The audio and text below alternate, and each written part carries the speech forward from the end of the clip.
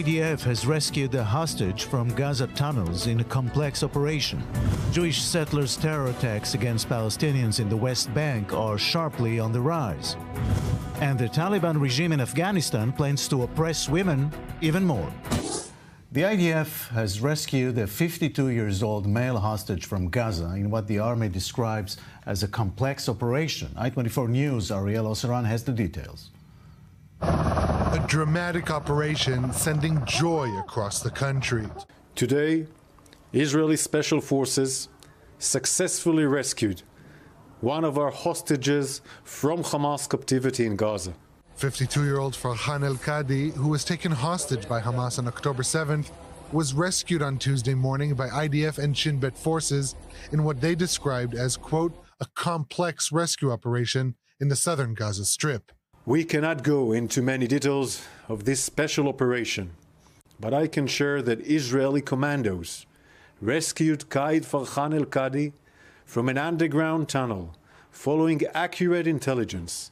El-Kadi, a father of 11 from the Bedouin community of El Kasum in the Negev, was taken in good condition to Soroka Hospital in Beersheba, where he was reunited with his family. We're overjoyed, really. I can't describe it.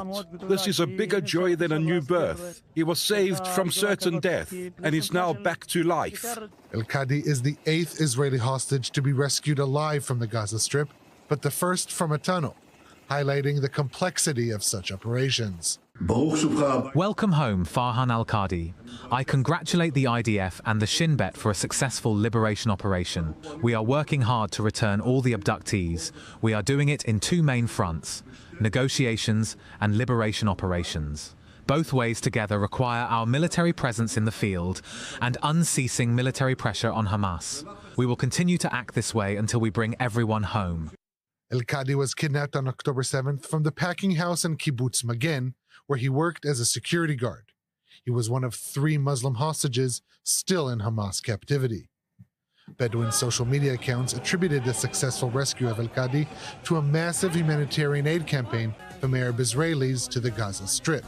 The UN halts the aid operations in Gaza, citing frequent Israeli evacuation orders. I-24 News' Nicole Tzedek has more on that. As the IDF pushes forward with operations in Gaza, they're once again calling on citizens to evacuate from a small portion of the designated humanitarian zone in Deir al-Balah. The reason being, the Hamas terror group is once again embedding itself in civilian populations, complicating not only IDF efforts, but also those of humanitarian groups. So the humanitarian zone declared by Israel has shrunk. It's now about 11% of the entire Gaza Strip. And this isn't 11% of land that is fit for habitation, fit for services, fit for life. Side of things, Jewish settlers' terror attacks against Palestinians in the West Bank are sharply on the rise. I-24 News' Joe Brown reports. An IDF strike, settler violence, and a suspected abduction, all inside a hectic 24 hours in the West Bank. In the early hours of Tuesday morning, the IDF conducted an airstrike on the Nur Shams refugee camp near Tulkarem, targeting what it described as a, quote, operations room. Palestinian media reported that this was an explosives warehouse in which 5 people were killed. One of them, 20-year-old Jibril Hassan Jibril, was one of the Palestinian prisoners released in the November swap deal for Israeli hostages in the Gaza Strip. Meanwhile, an Arab Israeli was killed and multiple others were injured after clashes in the West Bank village of Wadi Rachal, near Bethlehem. He was reportedly killed by IDF soldiers who were stationed in settlements near the area after clashes between locals and settlers. Northern Israel, I-24 News' Balir Sladin is there live reporting what's happening today. Balir. Yes, relatively a calm day, very calm day actually. Hezbollah took responsibility for only 2 attacks since this morning, and they even started in the afternoon, about 3 o'clock this afternoon. Hezbollah launched a drone that hit, according to their announcement, the military site in Daviv. They're saying that they have targeted the surveillance cameras there, and also in Nitua a short while after that, they have targeted with the rockets that military site as well. So we're saying that we're back to the same equation that was before all of what we were waiting for that happened on Sunday morning, that attack that is as a retaliatory attack for the killing of their top commander Fuad Shukr. And again, Hezbollah's chief Hassan Nasrallah said that we will be back to this equation until the war stops in Gaza, and he is delivering on his promise. From the other side as well, in southern Lebanon, a short while ago, the Israeli Air Force is attacking in the town of Al-Adis in South Lebanon.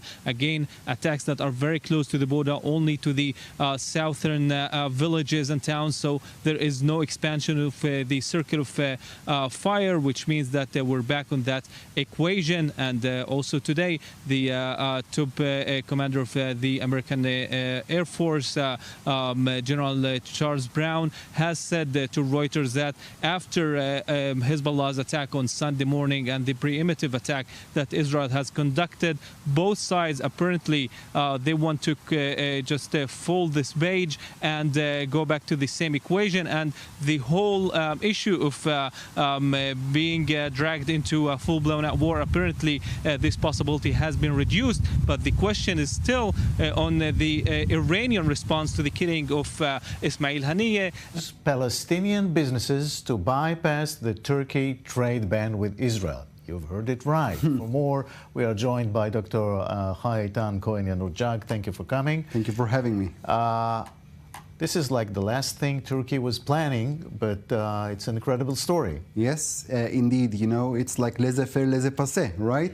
That's what we always heard about liberalism. So the money is always finding its way like a water, yeah. Right? So what we are seeing today is a very creative solution that the Turkish businesses are still eager to sell their goods to Israelis, but because of the ban, so we have to circumvent. So the Israeli businesses who have, of course, some connections in the West Bank, they are, as far as I understand, they are giving some commissions like 5%, like 3%, or maybe they have good, brotherly relations. Now, this violence erupted in the Pakistani province of Balochistan. With us now is journalist Nu'aman Ishfaq Mughal. Thank you very much for joining us. Thank you very much for invitation to your program. Those attacks and the retaliations there, over 70 people killed. What's going on exactly? More than 70 people have been killed in armed attacks in Balochistan province of Pakistan. Baloch Liberation Army, an ethnic insurgent group designated as a terrorist group by the U.S. Department of State, has claimed responsibility. Insurgency has been going in Balochistan for several decades, and they did this well-coordinated assault in various parts of Balochistan. It's the worst situation in years. Why now? The reason is they have friendly sports from neighbors. Balochistan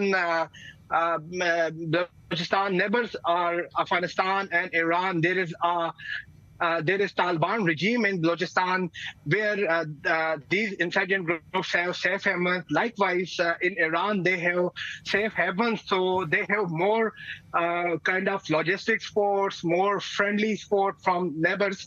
And now, what's happening there? Joining us is Monim Haroun from Hayas organization. Thank you very much for your time. Let's talk first about the dam that collapsed in eastern Sudan.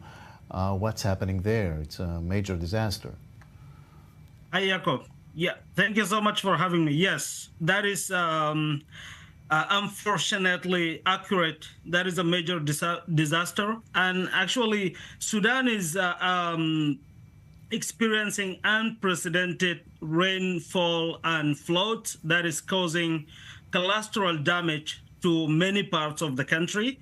And I think this region, the area that the dam was collapsed, is usually suffering from lack of rainfalls during the rainy season. But this year, it seems like the rains decided to add insult to the injury, like to the suffering that the Sudanese people are going